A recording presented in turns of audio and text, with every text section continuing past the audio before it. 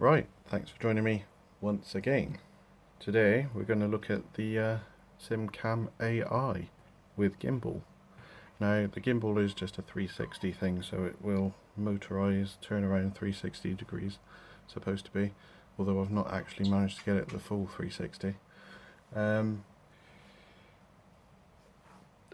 All in all, the camera is fantastic. The quality of the footage is great.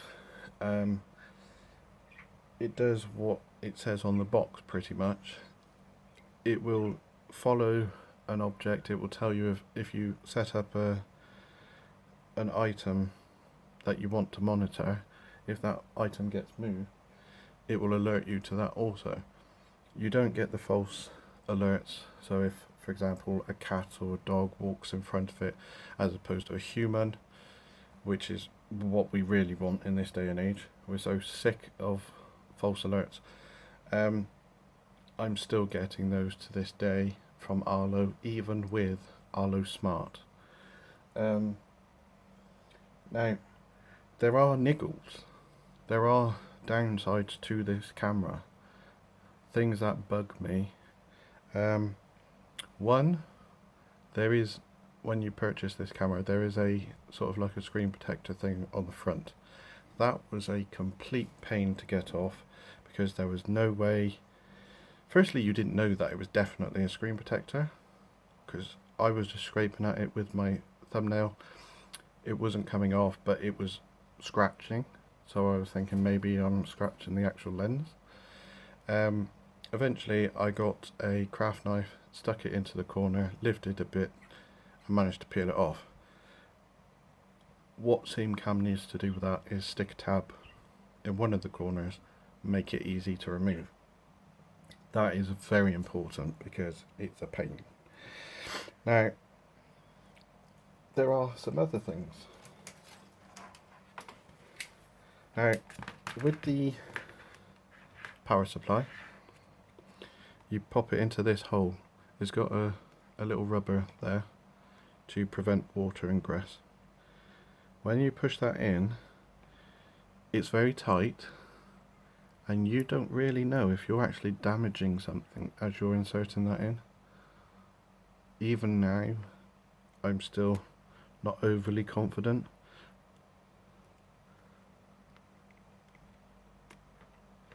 It's just one of those things. I don't know what they could really do to that to fix that, but it's good on one hand, it's bad on the other, because I don't know whether I'm going to actually snap the metal bar that goes up the middle of there. Now, I also got this cable, which is the official SimCam cable for an extension. This needs addressing also. You would use the extension for outdoors, and that's as far in as that will go. So water could potentially wick up into that gap in there, which would not be good. And you would really only want to use that for outdoors. So another thing that needs addressing, this bracket. This is meant for attaching to a wall. This goes into this hole, which you pop a security screw into there. Now, problem.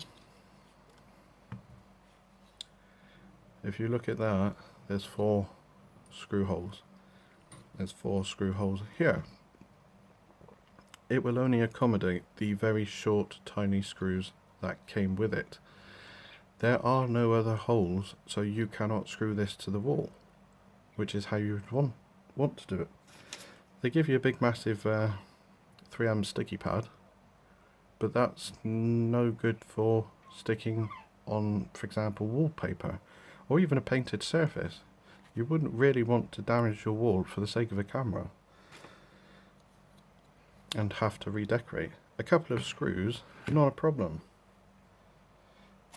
And as I said, no screw holes on that. So this bag of fixings becomes confusing. I have reached out to SimCam for a bit of clarification on this. So far I've not had a response, but I think they may be busy today. Now, this is your security screw, which would go through that into the camera. You've got 3 pointed screws. They've got the pointy end. This one doesn't. You've got 4 rule plugs or wall plugs, fixings. No visible way of actually using them. What you're supposed to do is beyond me.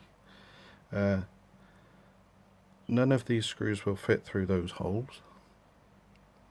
So I am just baffled by that. But if they get back to me before I post this video, I shall write it somewhere on the video. It came with the little reset tool. And if I go into here, mine came with a micro SD card. I don't know if that's normal. I've not seen it written. Oops. This is the little back piece. Reset there. I don't actually think that's anything. Nope, that's nothing. And here is the micro SD card. Wow, that actually shot out. Normally when I push that in with my finger, it's a pain in the backside to try and remove, which is what I was just going to say. It came with a nondescript 16GB micro SD card, which, as you can see there, it is right to the side. It goes in upside down. See, now if I do it with my fingernail, it comes out that far. It is a bit awkward to get in there. Now another thing, this is IP rated for outdoors. There is no rubberization on there to stop any water ingress. So you're just sort of hoping.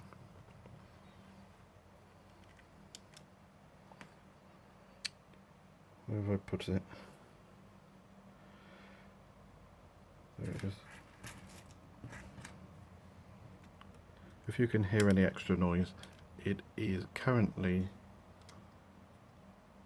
very unpleasant weather outside. But in there also, it seems to be slightly rusty, which isn't good.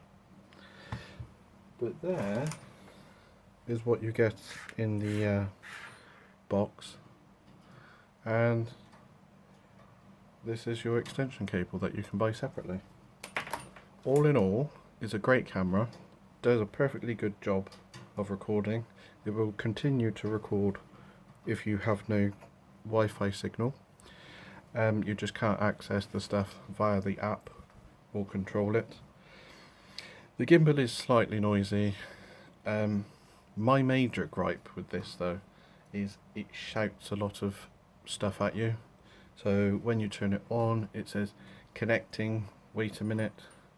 Then once it's connected, it shouts connection successful and stuff like that.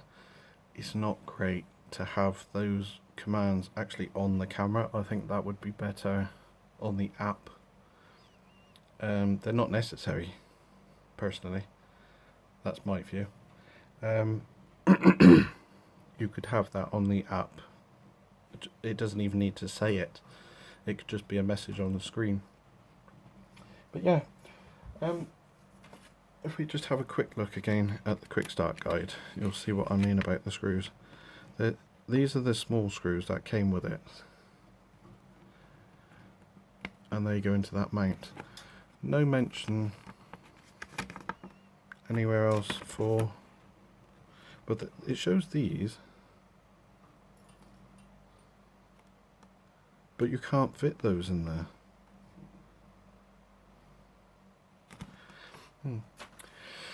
So yeah, thanks for watching. Please hit subscribe and join me next time for something else. Bye for now.